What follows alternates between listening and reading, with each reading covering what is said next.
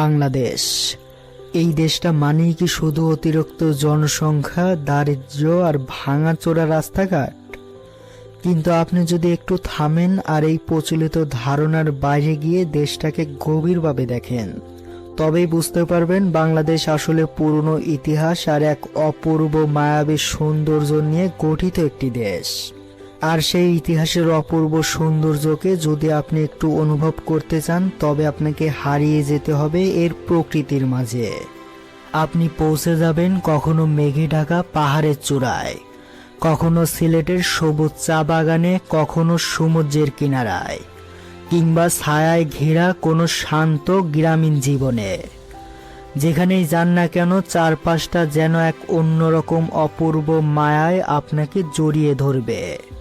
তো চলুন আজ নিজের মাতৃভূমির এই অপরূপ সৌন্দর্য নিজ চোখে অনুভব করা যাক। এই সৌন্দর্য দেখার যাত্রাটা শুরু করা যাক দেশের সবচেয়ে রোমাঞ্চকর প্রান্তগুলো থেকে। আপনি যখন রাঙামাটির উঁচু পাহাড়ে অবস্থিত সাজেক ভ্যালি কিংবা বান্দরবনের মেঘের রাজত্বের পাহাড় ধরে ছুটে চলবেন, পাহাড়ের কোল ঘেঁষে ঝর্ণা বেয়ে নেমে আসা শীতল পানি আর চারপাশের এই সবুজ পাহাড়ি পরিবেশ, সবকিছু মিলিয়ে এক অদ্ভুত প্রশান্তির অনুভূতির জন্ম দেয়।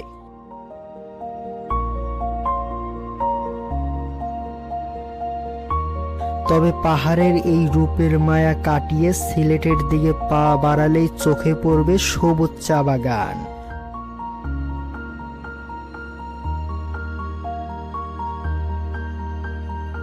পাহাড় আর সমুদ্র পেরিয়ে এবার যদি আপনি একটু সামনের দিকে তাকান, তবে দেখতে পাবেন দেশের আঁকাবাঁকা নদীগুলো। যুগ যুগ ধরে এসব নদীর তীরে পলি জমি তৈরি হওয়া জমিতে যেমন নানা ধরনের ফসল ফলে, তেমনি ভোরবেলায় জেলেদের নৌকা দিয়ে মাছ ধরার দৃশ্য সত্যিই অসাধারণ। আর নদী থেকে তুলে আনা এই তাজা মাছের আসল স্বাদ পেতে হলে আপনাকে যেতে হবে নদীর কোল ঘেঁষে গড়ে ওঠা কোনো গ্রামীণ হাটে। কারণ গ্রামের হাটে সরাসরি নদী থেকে তোলা রূপালী ইলিশ কিংবা জ্যান্ত মাছ পাওয়া যায়।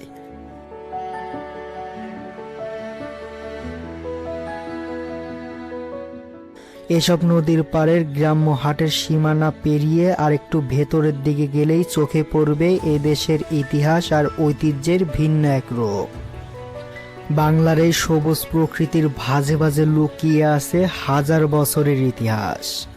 আর সেই ইতিহাসের ছাপ দেখতে পাওয়া যায় এই দেশের প্রাচীন সব স্থাপনা আর শত বছরের পুরনো রাজবাড়িগুলোতে। লতা পাতায় ঘেরা এসব ঐতিহাসিক ইটের দেয়ালে আজও যেন জমি আছে পুরনো দিনের মানুষের জীবনযাত্রা আর হারিয়ে যাওয়া কোনো সোনালী অতীতের গল্প। সেই গল্পের পাতায় চোখ বুলালেই বোঝা যায় আমাদের পূর্বপুরুষরা কতটা নিখুঁতভাবে নিজেদের কাজ আর সংস্কৃতিকে ভালোবেসেছিলেন। তাদের হাত ধরে গড়ে ওঠা এসব কাজ আজও আমাদের ঐতিহ্যকে জীবন্ত করে রেখেছে।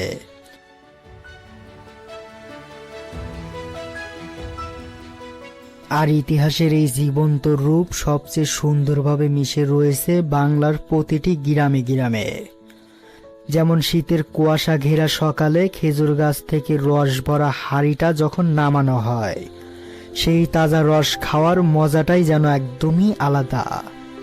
আর এই ফিলটা শহরের ইট পাথরে বসে কোনোদিনই পাবেন না আপনি। এরই সাথে নদীর পাড়ে বাতাসে দুলতে থাকা সাদা কাশবনের ঢেউ যেন এক অদ্ভুত প্রশান্তি এনে দেয়। আবার যখন বর্ষাকাল আসে, গ্রামের খাল বিল পানিতে থই থই করে, চারপাশে ফুটে থাকা লাল সাদা শাপলা আর টিনের চালে বৃষ্টির ঝুমঝুম শব্দ, এই সৌন্দর্যগুলো মনকে এক নিমিষেই শান্ত করে দেয়। আর প্রকৃতির এই পরিবর্তনের সাথেই বদলে যায় বাংলার জীবনযাত্রাও। যেমন বৃষ্টির দিনে মাটির চুলো থেকে ছড়ানো ধোঁয়া আর গরম খাবারের সুবাস, কিংবা শীতের ভোরে ভাপা পিঠার সেই চীনা গন্ধ, এসব ছাড়া যেন বাংলার রূপ একদমই অসম্পূর্ণ। আর এই ঋতুগুলোর আসল আনন্দ তো গ্রামের আত্মীয় স্বজন আর প্রিয় মানুষদের সাথে ভাগ করে নেওয়ার মাঝেই লুকিয়ে রয়েছে। কারণ সবার সাথে মিলেমিশে এই মুহূর্তগুলো উপভোগ করার অনুভূতিটাই একদমই আলাদা। আর এই অনুভূতিটাই আমাদের মনে করিয়ে দেয় বাংলাদেশ শুধু একটা ভৌগোলিক সীমানা নয়, বরং এর প্রতিটা নিঃশ্বাসে জড়িয়ে রয়েছে এক অদ্ভুত মায়া আর ভালোবাসার গল্প। এই ভালোবাসার শেকড় লুকিয়ে রয়েছে বাংলাদেশের স্বাধীনতার ইতিহাসে। লাখো মানুষের ত্যাগের বিনিময়ে পাওয়া এই দেশ আজও যেমন পরম সম্মানে মাথা উঁচু করে দাঁড়িয়ে রয়েছে, তেমনি এ দেশের প্রকৃতিও বুক আগলে ধরে রেখেছে তার নিজস্ব অপরূপ সৌন্দর্য। তাই এই দেশকে শুধু ভাঙাচোরা রাস্তাঘাট কিংবা যে কোনো সমস্যার চোখে না দেখে একটু অনুভব করতে শিখুন। দেখবেন এর আনাচে কানাচে শান্তির এক আলাদা গল্প লুকিয়ে রয়েছে।